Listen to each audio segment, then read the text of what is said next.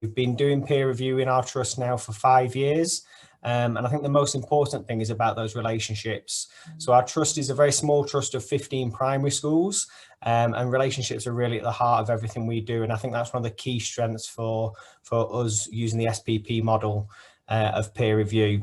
I think the biggest thing for me is it's about that trust, and that's something that's really key within all of the trials that we work in. We've also worked on a 2-year cycle, so we work with the same schools over a 2-year period, and that's been really, really useful because we build those relationships not only amongst the core group of the peer review, but also with staff in school. So when you go back into their school, you're a familiar face, and you get a really honest view of school.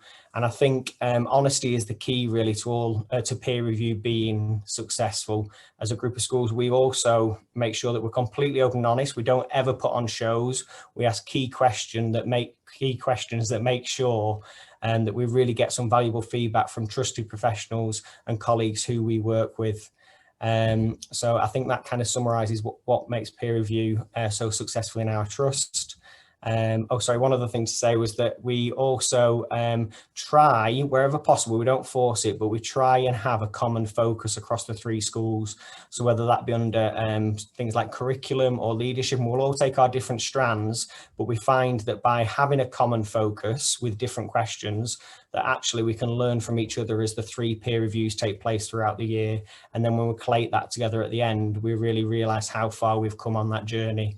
And I think it's fair to say that all of the head teachers across Focus Trust would say that peer review is one of the best sort of CPD opportunities that we get, and we find it really, really useful.